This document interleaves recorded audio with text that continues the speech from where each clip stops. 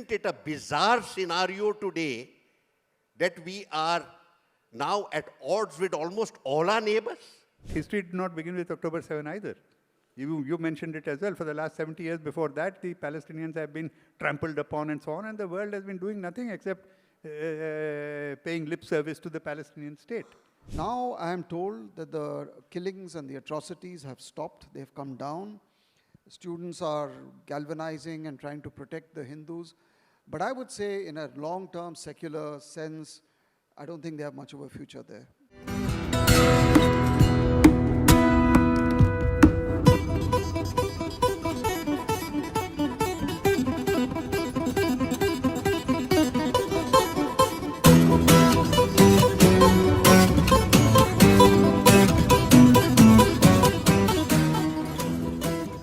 First on stage, I'd like to call Mr. Raghavan, who is the chairman of India's National Security Advisory Board, but has also served in Russia, amongst other places. So, Mr. Raghavan, I welcome you on stage. I'm sorry, the light is not letting me see you. Yeah, please come on stage. Yes. I'd also like to invite TALMIZ Ahmad, who's served as ambassador in Saudi Arabia. Amongst all the other postings, I'm picking the ones that we are really going to be focusing on today.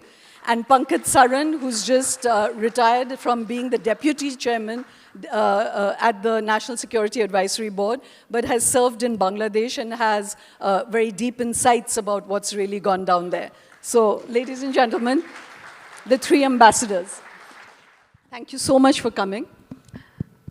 And, as I said, we're going to try and decode the whole world, so this has to be in haiku. But I'd like to start, Pankaj, with you, because that's the most recent and urgent flare-up that there's been, which is Bangladesh. And, as I just said, that there's been so many interpretations of what happened, that first I'd like to articulate the problem as you see it. What do you think it really was? Is it a student uprising? Is it a regime change by the US or by the Chinese? Yeah, thank you. Thank you very much. I think, these are early days. Today is the 2nd of September. This happened on the 5th of August, just 3 weeks ago. And I think we are still in a stage of churning and flux to decode what actually happened.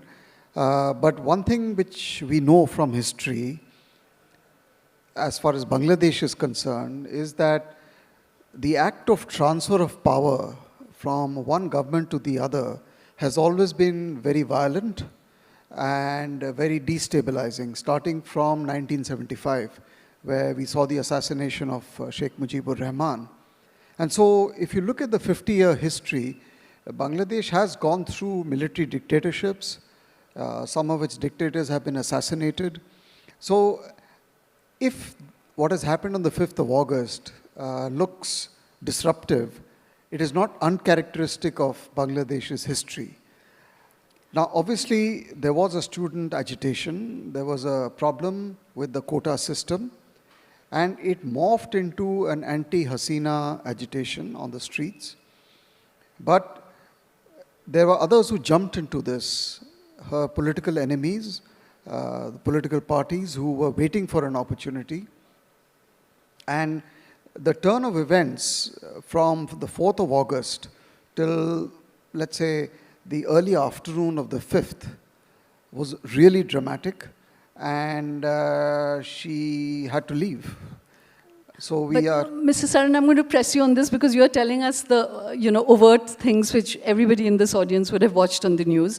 I really want your interpretation of it, because even in the security establishment here, it's been described as possibly the CIA doing this because Sheikh Hasina was resisting a military base there.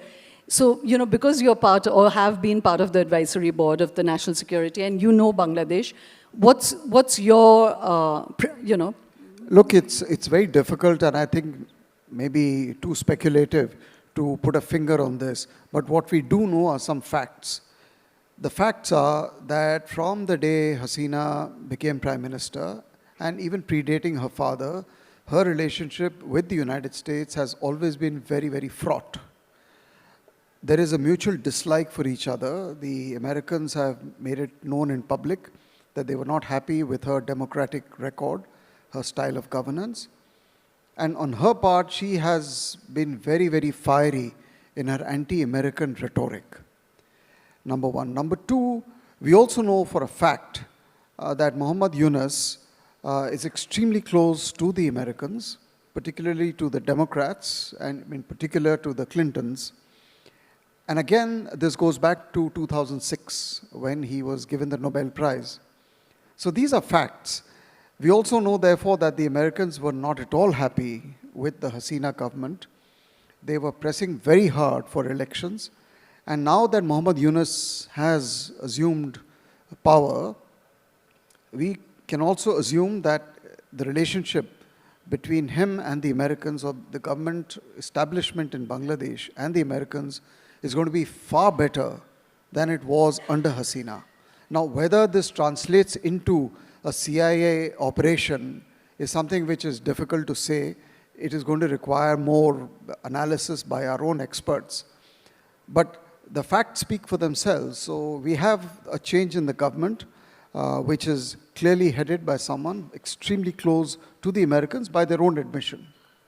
So, Mr. Raghavan, I'd like to draw you in here that what are the implications for this for India? You know, there's again been a divided opinion about how India has handled this.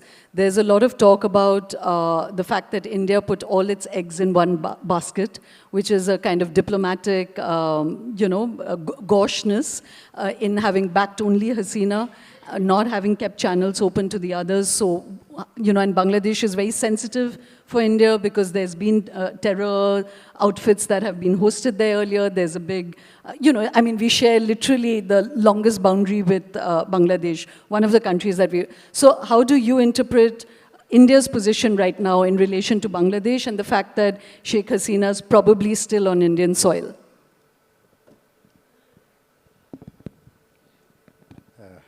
Good evening. Let me first, I think it's okay. Yes. Let me first thank you for inviting us to this extraordinary event. And I really do like this idea of thought seeding. It's very well put. To talk about, to take it on from where Pankaj left off, as he said, you can't actually say whether the CIA did it, but you can CIA. Sorry. CIA, I was just going to say. I'm sorry, yes. That's probably CIA. The most robust the CIA has ever been. But the CIA, by the way, has great interest in Bangladesh because they have a lot of business in Bangladesh. We account for 10% of Bangladesh's economy. Yes. So, yes. So, you may not say, you don't know whether the CIA did it, how much of a role CIA had in it, but you can definitely say that the CIA would not be unhappy with the outcome. Right. So that's something that I think one should recognize. This is Diplomats, which is an insight into how the security establishment is seeing this. See, in the absence of hard fact, right, you need to deduce how, who would benefit from what. And you're looking at it, and certainly the Americans, in the way they look at it, I don't blame them if they want a base in Bangladesh for the Indo-Pacific because they're looking at China. And therefore, if things work out the way they would want it to work out, then, they can actually benefit from it. But coming to India, see, this question has been often said that, we have put all our eggs into one basket. What was that basket? That basket was the government of Bangladesh. Hasina was running the government in Bangladesh. Bangladesh also, as Pankaj has said, is a highly polarized society. It's a society where when one leader is ruling the country, the opposition party is a criminal. So there is no way in which you can reach out. That's one lesson we must take, not to imitate in India. Well, India is a separate conversation. Yes. We will not go into it at this stage. But therefore, if you look at it again, what have we been doing with Bangladesh over the 15 years that Hasina has been Prime Minister? Bangladesh has been on an upward path. It has been on an upward path of human development. It has been on an upward path in the economy. And among everything else, I think Hasina ran a secular government to the extent that it is possible to be secular in that kind of an atmosphere. But what we have done with Bangladesh are all with the country of Bangladesh. We have built economic links, you know, this power and fuel and so on. We have transit, trade. That's what I said about the CII. So we have actually developed links which are of mutual benefit to the countries of India and Bangladesh, not to Hasina and Modi or Hasina and Manmohan Singh or anything of that sort. So to that extent, and that I think is also the reason why, as Pankaj said, these are early days.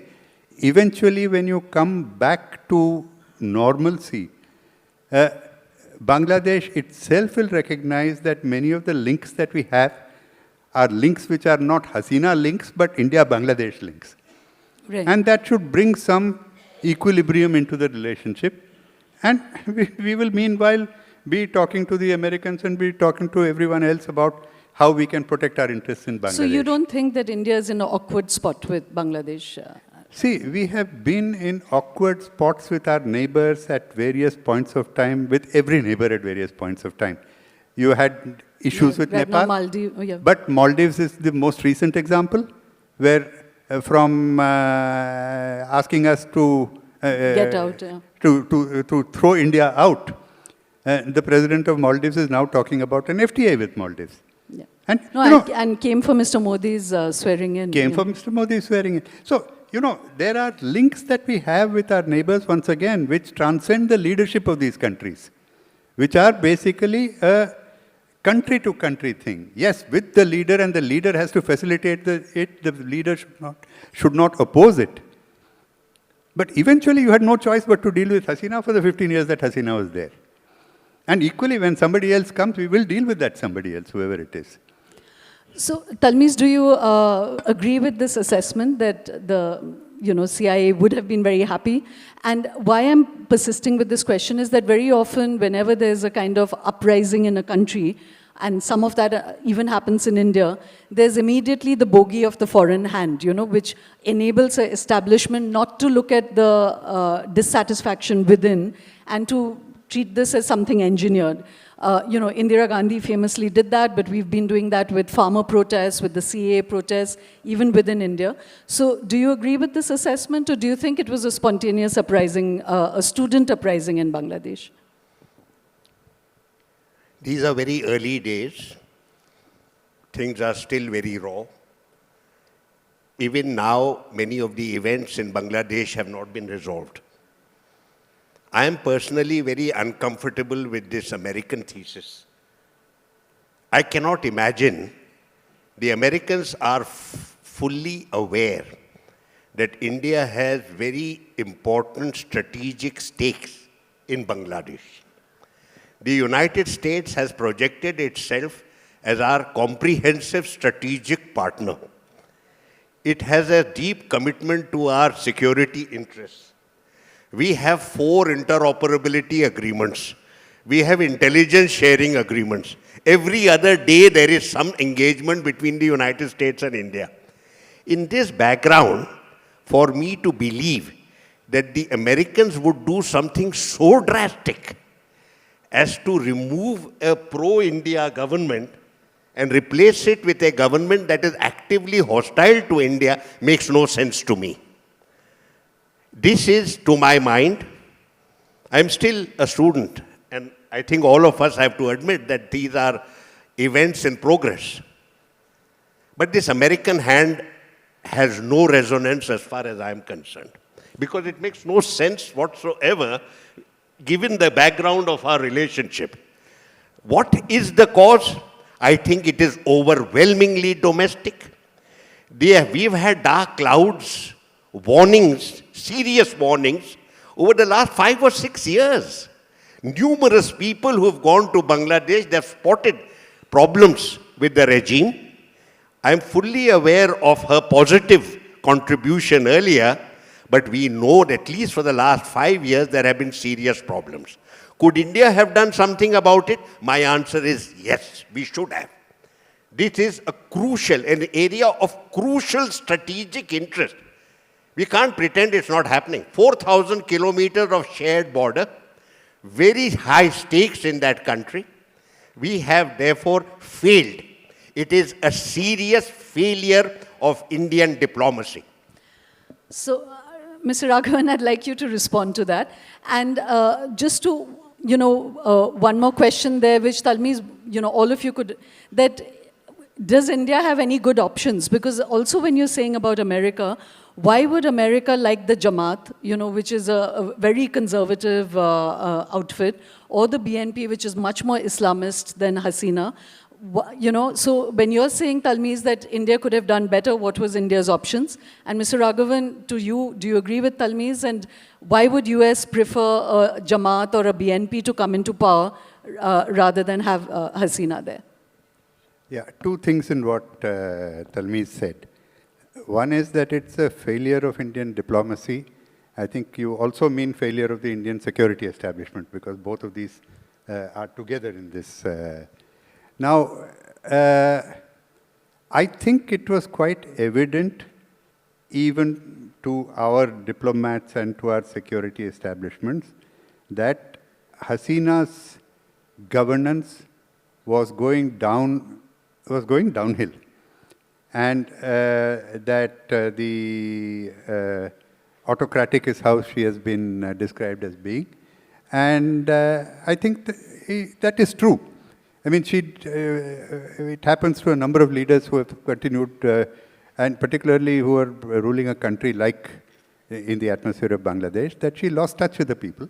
All of that is true. It is also true that we have been telling her this for the last, as far back as I can remember, and PANKAJ, of course, he's been High Commissioner to Bangladesh as well. We've also been gently telling her, you can't tell a leader what she should do and what she should not do. But as a friend, you can advise her, you can tell her that, the pitfalls that you can see. You also saw, now as far as the Americans go, it's obvious that the Americans hated her. It's obvious that the Americans did everything possible to put spokes in her functioning. So what I'm saying is that the outcome definitely, and the Americans have told us in our conversations with the Americans as well, that they would much prefer Hasina gone.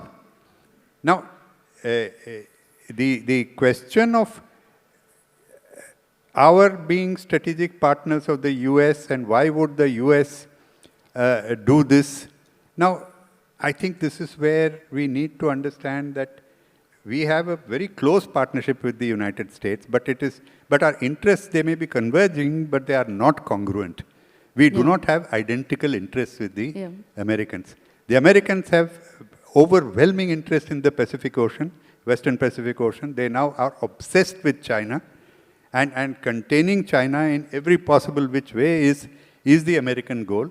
Right. And you have the Quad, you have this AUKUS with Australia and the building up their naval capacity.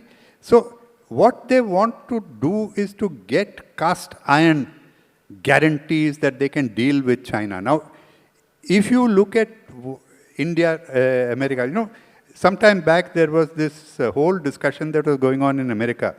Yes, India is a strategic partner. But in the case of a war with Taiwan, would India side with the Americans? Side with the Americans means open up our ports as bases for the Americans. Now you tell me, would India do that? No. Can India do that?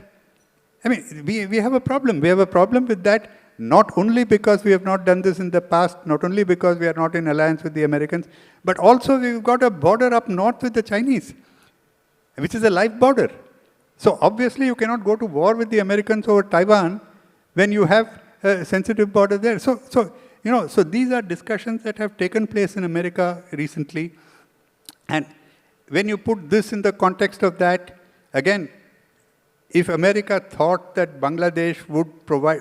Now, America tried with Hasina for a long time to let them enter into Bangladesh in some kind of a way to deal with China. She was adamant that she would not do so. So you're refuting Talmiz's assessment. So I'm going to just come back and press you, Talmiz, on one point, which is when you said India could have done more in the last 4 or 5 years. I'd like to know what were India's options, which India didn't. But before that, I just want to open up one more facet, which is the whole minority question there. You know, there's been, again, very heated conversation in India about the Hindus that have been under attack, and all minorities, but a focus on Hindus in Bangladesh. And here again, it's this, you know, very tricky zone about the narrative. And Mr. Raghavan and I were chatting earlier, and I said, it's very disconcerting. You can have a, you know, like a cauldron situation, and people can discuss how to react to that, and different people will have different ways.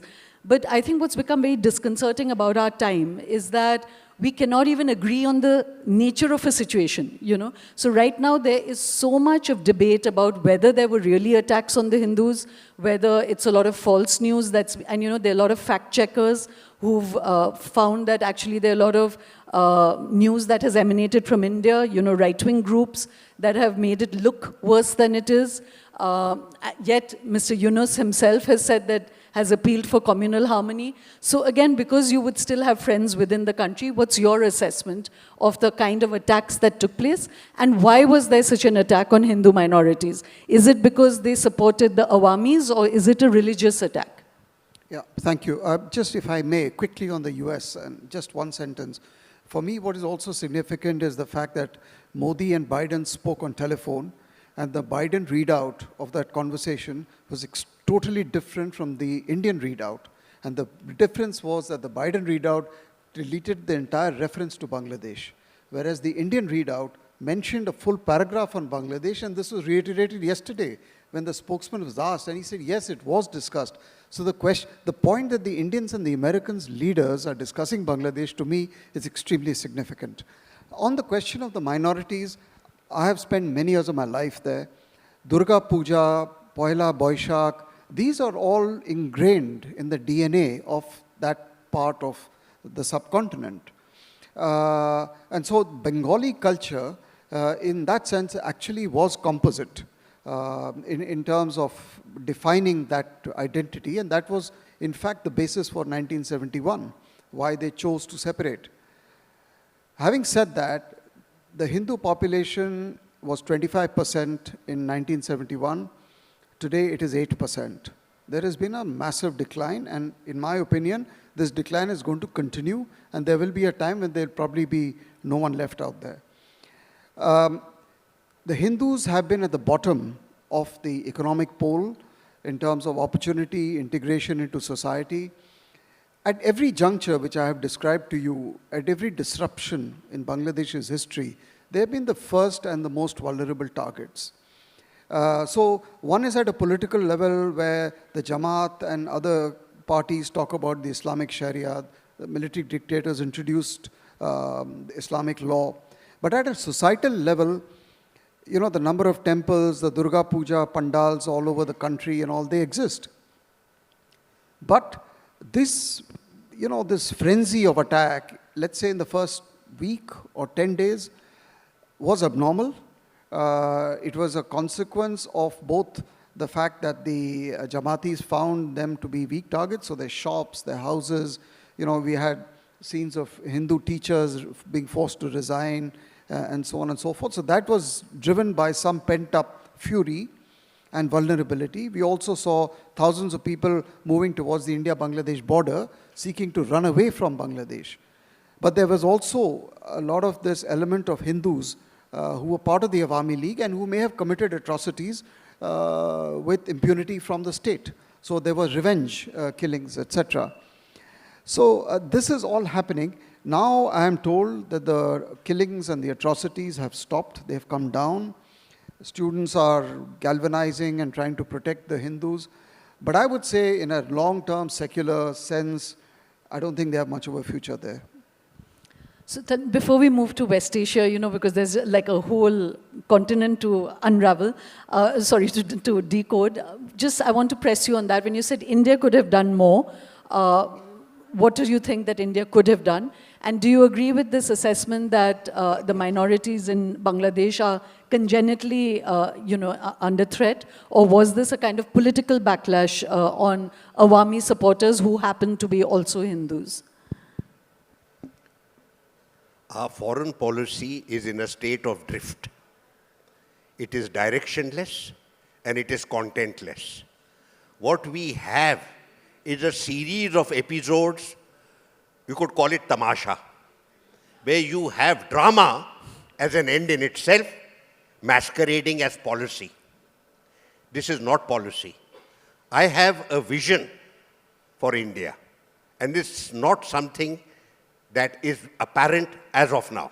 And that vision is this: a united and self-confident country capable of looking after its interests on its own, engaging with its neighbors and various other power players on a platform of equality and dignity. We now need to, I would say very clearly and very strongly, we now need to take a fresh look at our neighborhood. Isn't it a bizarre scenario today that we are now at odds with almost all our neighbors? I don't think this has been achieved. It really needs great effort to reach this stage. Now, let me now say what, on a positive note, let me say that what happened with us is that we, as far as the rest of the world was concerned, we were talking the language of anti-imperialism, anti-colonialism, anti-apartheid. But where the subcontinent was concerned, we became the inheritors of the Raj. And we treated our neighbors as if we were still the Raj. This is the original sin. This is what, and we knew they were far too small a set of countries who could not say much. Many of the problems are, of course, consequent on the various partitions that our country has gone through. Very often issues within India have spilled over, and many of the issues that happened there have spilled over to us. I'm looking at a united and strong country, where Bangladesh is concerned, which it is now going to come out from there.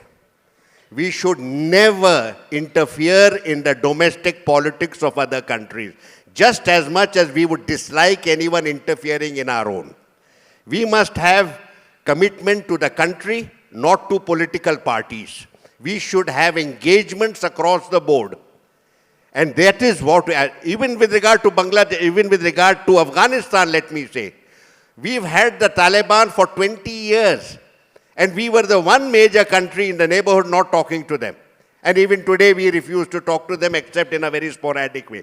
I would therefore say we must engage across the political spectrum as part of our self-confident approach, and they should feel genuinely that we are going to not interfere in their domestic politics, and we actually mean well by them, and we want to support their aspirations. Talmiz, just one little bit sort of pushback on that where Afghanistan is concerned, there's actually great goodwill. A country that's been literally the epicenter of so much of global violence. Actually, through all that, India was not impacted, because they have goodwill for India. So do you really think India has handled that badly? One question. But I don't want to go to Afghanistan because they're not part of our discussion today. Just on Afghanistan, when you say India has meddled with its domestic politics, what do you mean by that? No. Let me clarify. We have very little time and far too many issues, but let me clarify very quickly. The United States was talking to the Taliban. China was talking to the Taliban. Russia was talking to the Taliban right from 2010, when Obama first indicated that he wants to withdraw. India did not.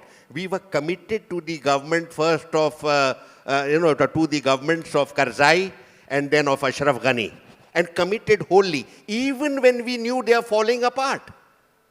What I say, self-confident, talk to everybody, and not to be prescriptive, not to be intrusive, not to be hegemonic, but at the same time be dignified and talk across the board. Today, when there is a political change, we have nobody to speak to. Talmiz, I'm going to just shift, let's go to West Asia.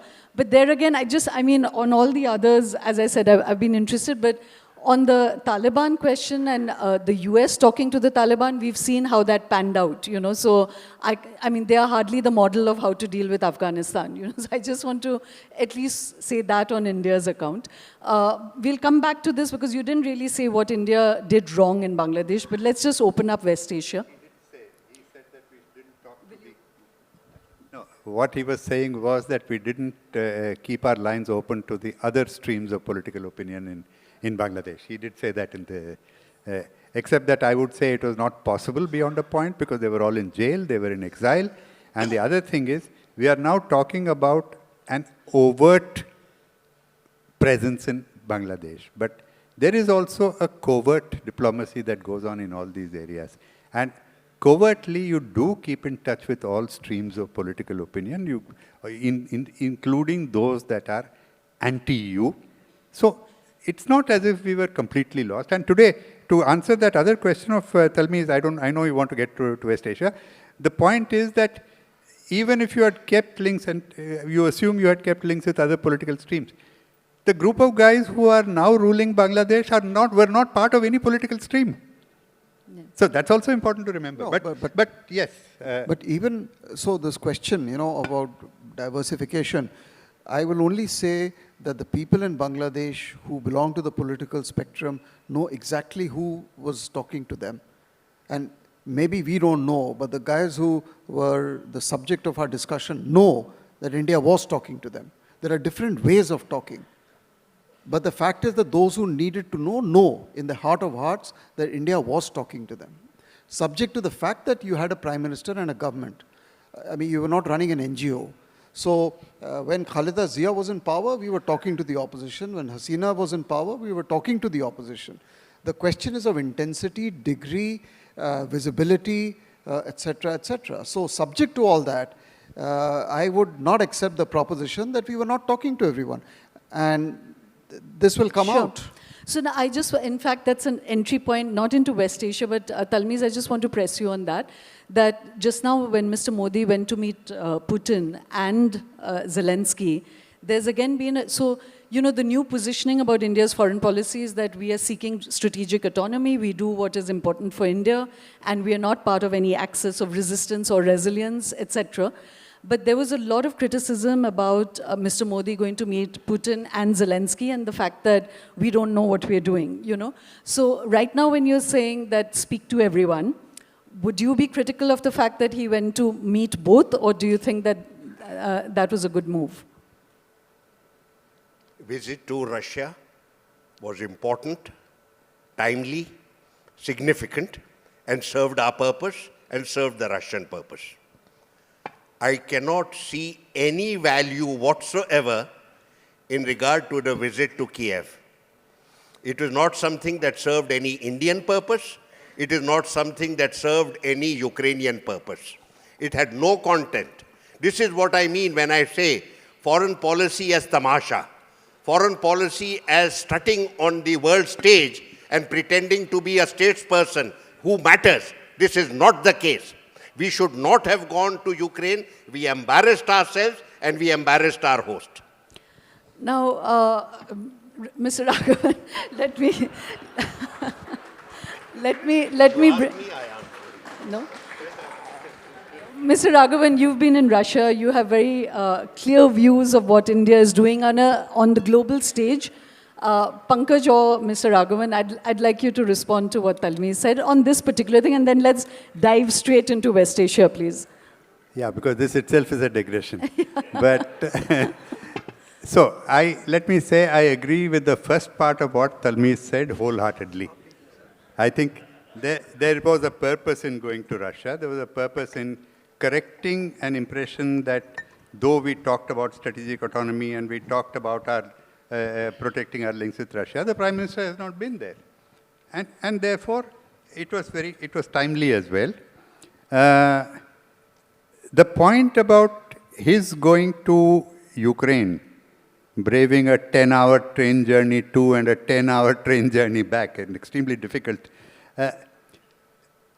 Yes, it was show, but I think it was show. Show is also sometimes part of diplomatic positioning. Now, it just so happened that at the time that he was embracing Putin and being criticized in the West for it, there was a NATO summit going on. That was not planned. You see, actually, visits are planned at large notice, and you don't really try to see what is happening elsewhere in the world when you do that. But that became a major source of criticism. That is number one. And this warm embrace that he sort of favored Putin with, well, he embraces every world leader that he meets in any case. So, but it so happened that at that point of time, a children's hospital was hit in Kiev, and everybody blamed the Russians for it. By the way, there is no proof till today that the Russians actually did it. The Russians are claiming that this was actually a missile, which the missile defense action of Ukraine, which got diverted and hit that hospital. I know I opened this Pandora's box, but I just wanted to make this point about strategic autonomy. I don't want to be in Ukraine because... You don't want to get into that. Yeah. Okay, fine. No, what I'm saying is, no, but this sets the scene for why he went to Ukraine. You know, this happened, and Zelensky made one of his various bad-tempered remarks saying that here is the leader of the world's largest democracy, embracing the butcher of democracy, blah, blah, blah, blah, blah. So, essentially, I think and by the way, he seems to have told Putin also that he wants to visit. He told Putin that Zelensky is pressing me to visit Ukraine, and I'm going to visit. And apparently, Putin didn't demur. Anyway, that's not relevant, whether Putin demurred or not. But anyway, so the point is that he went there to prove the point that he is not totally insensitive to what is going on in war. And that in itself, I think it is show, you can call it drama if you like, but I think it serves a diplomatic purpose. Okay. Pankaj, I'm going to pull you in now to West Asia. You know, there's a huge, it's also a journalistic thing, but when Ukraine war happened, everyone declared we were on the verge of Third World War. Now again, there's so much of talk that this is just going to explode. You know, Iran, there's been assassinations, there's so much talk about Iran retaliation. So I really want to ask 3 questions here. One is, I want to first just focus on Palestine, because almost nobody still, with 40,000 dead, entire region pulverized, I'm still reading in global discourse that no one's really interested in Palestine. So I just wanted to first know from all of you, what do you see as, you know, there's now so many talks of ceasefire and then it falls apart. What could be the possible outcome for Palestine? India says it's a 2-state solution. I'm increasingly seeing people say that there should be a 1-state solution. What is India's position on it? Yeah, I'll respond with great trepidation because TALMIZ holds this very possessively and he has very strong views, as all of you can make out. And this is just nothing. Wait till you hear him speak on West Asia. But with all due respect, and we've had a bit of an altercation a few months ago in Bhopal on this, which I still am kind of hit by. We'll just pretend the Iron Dome is between the two of you. No, but I have great respect. I will only say, and don't misunderstand what I'm saying. It is true that there are double standards and we live in a very unequal world. And I don't think, well, we can be moralistic about the unequal nature of the world, but it is a reality that we face. Unless and until we can change that reality, there's no point in saying it's unequal. The unequal part is that the Palestinians have been massacred since the 7th of October, men, women, children, everything. The retaliation by the Israelis to what happened on the 7th of October is disproportionate. There is hardly any accountability. The only 2 countries, I think, in the world who've shown some courage to take all this to the ICC is South Africa and someone else. But the fact is that they have no voice, they are voiceless, they have no protection. And this is a tragedy. And this is when I know one of the Singaporean diplomats was asked in a closed-door meeting, why is everyone talking about Ukraine? He said it's simple, it's white man killing white man. And that's why everyone's talking about Ukraine. You look at Palestine, you look at Sudan, I mean, there are thousands and thousands of people dying. So I think it's very tragic and extremely, and it is countries like India which should keep the narrative out there because that is happening. Secondly, on the solution issue, it's a highly complex issue. My own view is, I don't see a solution. Realistically speaking, I know what an ideal solution is. We should aspire to that. But are we getting there? I don't think so. And frankly, as far as that, what's going on right now, I am actually quite a pessimist in terms of the, the prognosis. I don't see which way it's going to go. The only thing is it could get worse. That's all, with Iran jumping and the proxies and everyone else. But here the point is, there is no check and balance because the US-Israeli relationship is a self-declared one of an alliance. And so if anyone has to exercise restraint, it has to be the Americans.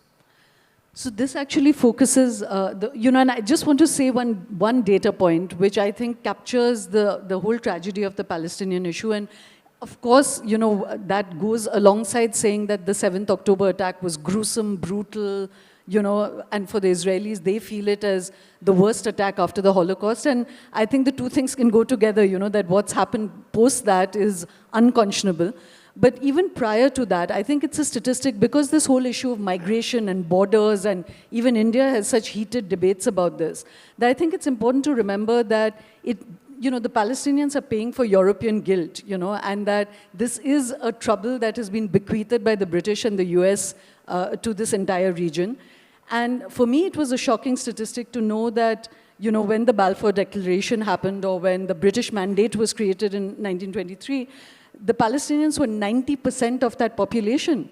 And then you had people settling, literally it was a program of settlement, whereby today, the Israelis make up 60% of it. They've taken more than 78% of the land.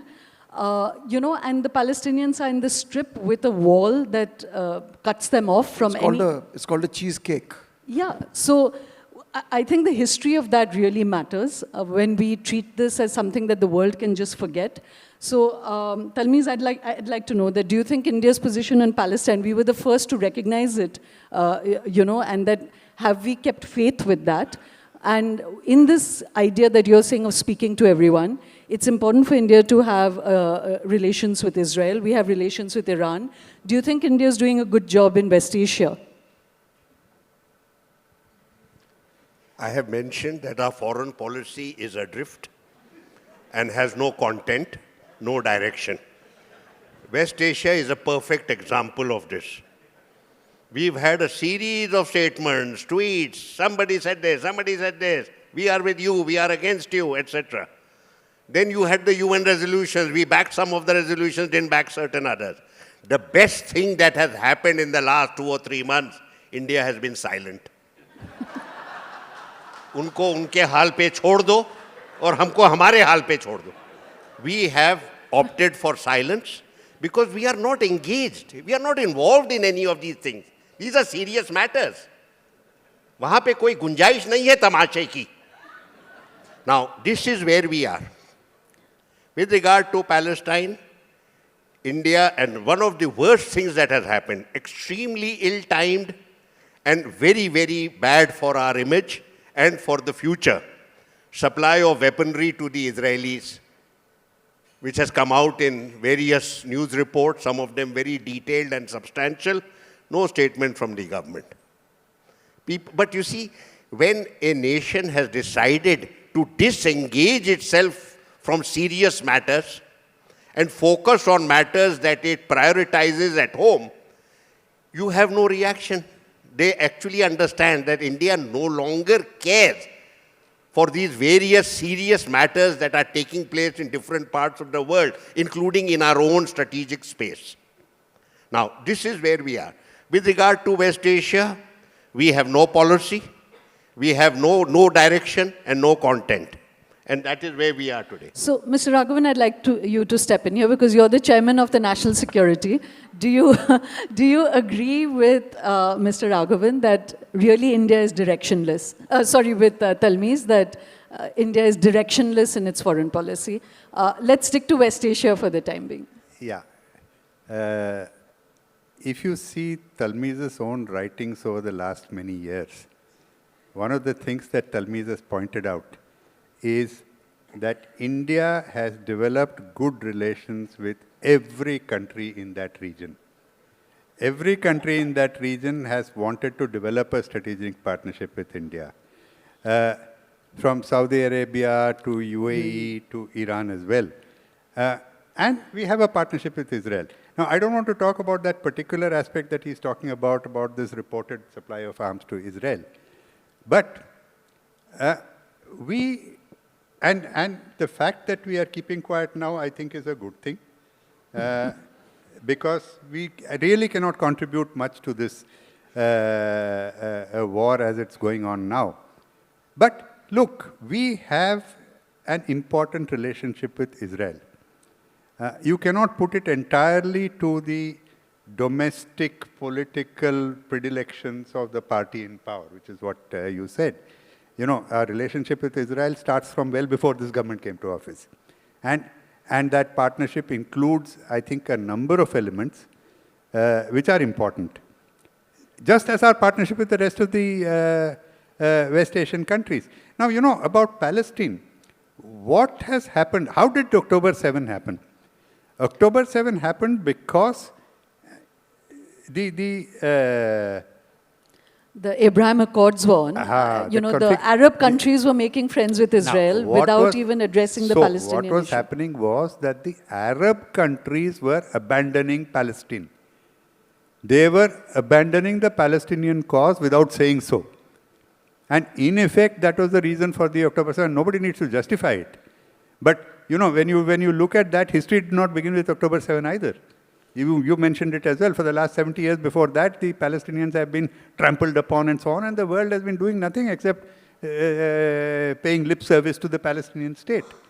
So if you look at it, we do have a relationship with Israel which is strong and which has a certain purpose to it. We do have a very important relationship, and again, Talmiz has written about this. We have 9 million Indians in the West Asian countries, and their well-being is of importance to us. They're a source of energy. By our relationship, we have succeeded actually in stopping terror financing and in a range of security cooperation. Now, all of this, I mean, you can say our foreign policy is adrift, but there is a reason why in 2019, when you did Article 370, none of the countries of West Asia sided with Pakistan to criticize us. They were willing to say that this is India's internal problem. And Pakistan's story of this Islamic strategic depth to its west was destroyed. Now, is that not foreign policy? What is it? And you see, the Palestinians are a very unfortunate people. There is no doubt about it. But in history, there have been many such people who have been unfortunate and who have been trampled upon.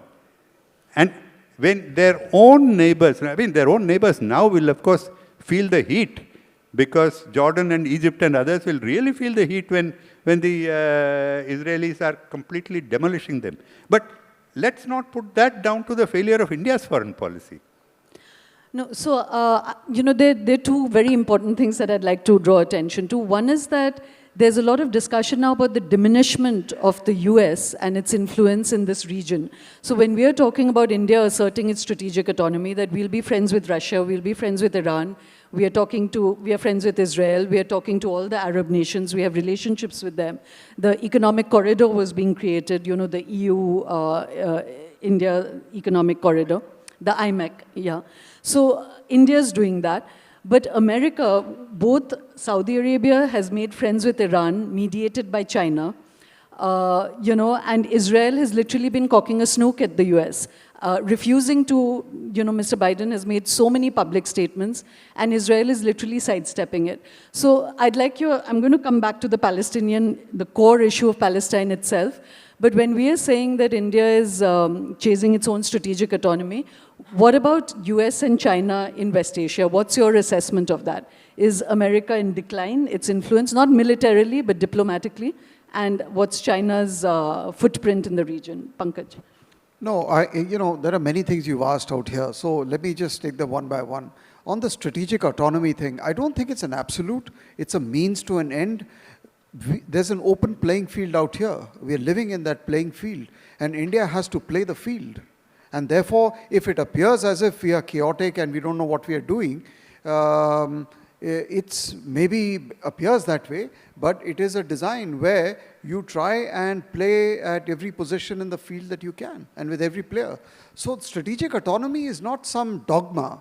It's a means to an end, because you understand that you have to cover all bases and you have to exploit the fault lines that exist in the world, and you also have to hedge against a future which you're not very sure about. And I think that's, and so we need not get wedded by this two-phrase strategic autonomy. You can use any other multipolar phrase to define. Mr. Raghavan has a great phrase which is really stuck in my head. He said, we have JVs with all these countries rather than, it's just joint ventures for particular reasons. Yes, really. I think exactly. I mean, you look at an issue and you align. Rather than a priori decide, he's my friend, he's my enemy. This is an era of agility. Learn from the Chinese. $700 billion of trade with the United States. And yet, contestation for global supremacy. But that is not contributing or leading to any disengagement between the two. Or, for example, with Europe. And China is playing with West Asia, they're playing Southeast Asia, they're playing everywhere. So that's what we have to look after. In terms of the United States, yeah, that's what I said. We are in this state where even the United States is asking itself. And if you look at the debates during the presidential elections, I mean, across the aisle, there's huge self-criticism that you've lost the world or what we should do. And there is, if I may say so, it appears sometimes huge confusion inside the Beltway about what to do with China. There is no clarity. So the Wall Street is saying something, the Pentagon is saying something. And I think we have to watch that space. So the United States itself is trying to hold on. It is clear that the Chinese is the challenger. The Chinese are also behaving as if time is on their side. The Americans are behaving as if they are getting challenged. They are being challenged. And for the first time in the last few years, the Americans have also had no choice but to accept that China is their principal competitor. Earlier, they were not even recognizing. So I think between the United States and China, you have a rising India, which is a fact of life. And the proof of the fact that we are rising, regardless of the domestic debate, is that we're coming more and more into the visibility of global narratives. And everything that we do, either inside the country or outside, is being watched with a magnifying glass. You wouldn't do that 20 years ago to in India. It was snake charmers, elephants, this, that, and the other. So today, when you're playing a high-risk game, of course you'll make mistakes. I mean, hasn't the United States made the whole litany, the whole history of United States engagement with the world is a history of mistakes. And that's what the Chinese keep saying, and they're actually very happy about. Because with every mistake the United States has made, is the Chinese who are laughing all the way to the bank. And so we are lumped with China today on our border. Right. So, Talmiz, you actually have quite a radical take on China. You were saying that one focus area that India does need to shift to is to actually really engage with China rather than position China as India's enemy. How do you propose that should happen with the border as live and problematic as it is? And secondly, what's your assessment of the US positioning in West Asia and China's positioning in West Asia? I know I'm asking such huge questions, but it has to be done in very short ways. 1 minute. In 1 minute. Is also your comment on Iran. I started this evening by saying this building of narratives. I found it very interesting that Iran responded to very aggravated, assassinations on its soil, etc., with quite a muted response. So, and now that Iran and Saudi Arabia, the two great enemies, are also talking to each other, how does one read West Asia, and how would you describe Iran in this? 2 minutes. Yeah, 1 minute has gone to 2 minutes. And we actually out of time. We have 3 minutes. The world is in a churn, we know that. West Asia is in churn, as is South Asia and many other areas. There is a extraordinary uncertainty with regard to where all this will go. What we are witnessing, and which is why you have all these discussions, debates, disagreements between friends, etc. But this is because so many things are happening at the same time, involving diverse players. And we are watching it with keen interest, but obviously there is no clarity just yet. With regard to West Asia, it is the same. It has always been extremely complex. But now there is a sense that the Americans are disengaging, they are tired, they are fatigued, and they are irrelevant increasingly. Certainly, they are no longer seen as security guarantor. Other players have emerged. They are regional players, Saudi Arabia, Iran, Turkey, Israel, UAE, let us not forget, and Qatar, regional players. Extra-regional players, also you have China, Russia, and the United States still there. So you have all these competitions, a larger competition and a more localized competition. And people are jostling. They are engaging, they are making new friends. Saudi Arabia and the Iranians are talking to each other. Turkey and Saudi Arabia are talking. Turkey and Egypt are talking at the same time. And in the midst of all this, you have the Gaza war. Gaza war is seminal. It is the most important development now, and it is, after the Arab Spring. And many of the ramifications of this are still not clear. But we will see. I have personally sensed that Israel is now on the back foot. Strategically, in terms of the strategic aspect, Israel has lost a lot. The global opinion has shifted very strongly in favor of the Palestinians because of the carnage. The carnage is without purpose. Murder as an end in itself is masquerading as policy. So this is something which is part of Israel's domestic politics. This is something that they will need to address themselves in due course, and whatever they decide, we will have to live with in due course. As far as we are concerned, my view is very clear here. What RAGHAVAN has said is absolutely correct. We have excellent relations with each and every country of West Asia. All these relationships are of a bilateral character. We have no engagement with West Asia as an entity. I have advocated for a very long time, India should be involved with the security and strategic issues that are animating the region, diplomatically. That is where we have opted out, and I believe that is the space that China has now come to occupy. China has become a major diplomatic role player. Earlier it was a buyer of energy, and it had economic ties, trade ties, investment ties, and then the connectivity relationship. But it has now built up a very substantial engagement in the diplomatic field, something that we have eschewed so far, to my deep regret. We're going to have to leave it there. Mr. Raghavan, I want you to just end this on 2 counts. One is that, do you agree with him about India not being strategically engaged? And Talmiz, to counter that, I would say for India that at least in our foreign policy, we've never been part of the global mess that we've seen all around us. We've not really been a participant in other people's messes. So maybe bilateral relations is a wise decision. But Mr. Raghavan, I know you're a proponent of Realpolitik, and you keep saying there's no morality in diplomacy.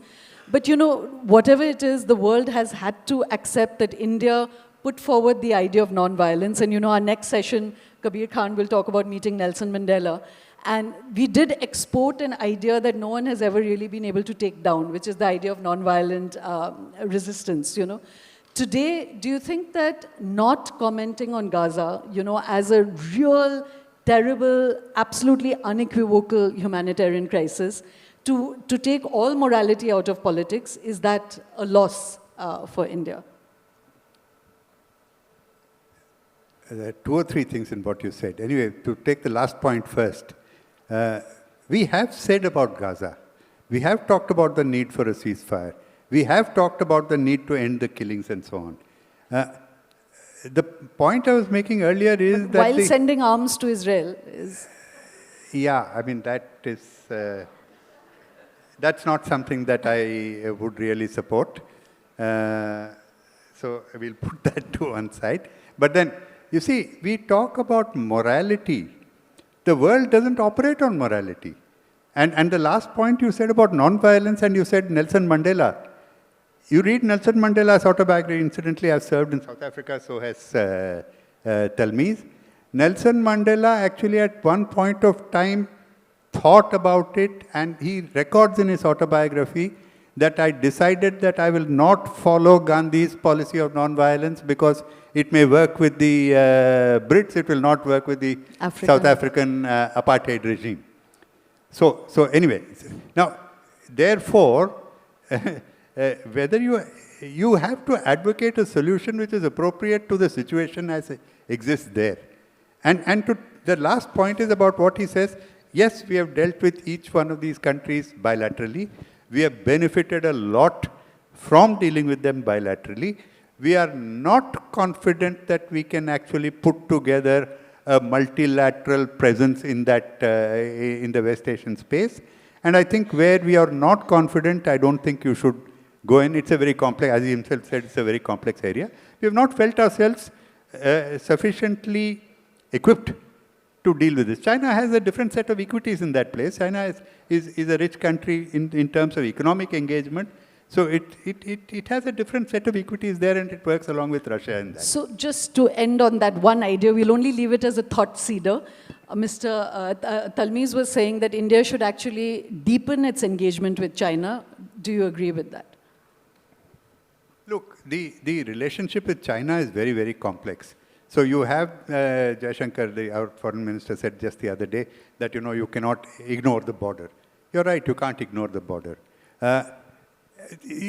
What are we doing? We're doing when we are talking to the Americans, when we are doing the Quad, when we are doing all these Act East, the Colombo Security Conference. All of this is a kind of what you might call external balancing. You're trying to find, because you have an asymmetry with China, because you are economically, politically, militarily not as strong as China, you're trying to find external balancing. But external balancing can only be a short-term, immediate solution. You have to work to bridge the asymmetry, which is economic asymmetry, military asymmetry, technological asymmetry. And this is where this debate in India is going on right now, that you should not decouple entirely from China, because Chinese economic engagement is actually good for your economic growth and speeds up your economic growth. So you should not cut off your nose to spite your face. That is the I'm sorry, that is the argument that is going on now. The economic survey put it one way, the national security establishment is pushing back. Eventually, you have to find a trade-off between your security concerns and the economic opportunities. And that is where I think we are struggling to position ourselves and to deal with China while protecting our national security concerns, while making sure that you are keeping them out at your borders, at the same time working to pull all the levers to reduce the asymmetry between us and China, so that at some point in the future, the need for the external engagement, external balancing will reduce. So we'll leave it there. Thank you so much, to unravel this in such a short time. But it certainly created a lot of clarities and insights for me, and I hope it's the same for you.